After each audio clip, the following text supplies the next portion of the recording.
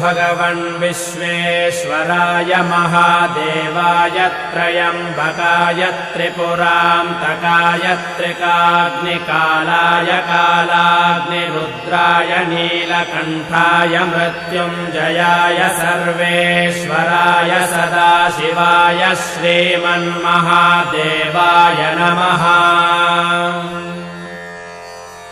नमो हिरण्यबाहवे सेनान्ये दिशां च पतये नमो नमो वृक्षेभ्यो हरिकेशेभ्यः पशूनां पतये नमो नमः सस्पिञ्जराय द्विषीमते पथीनां पतये नमो नमो बभ्रुषाय विव्याधिनेन्नानां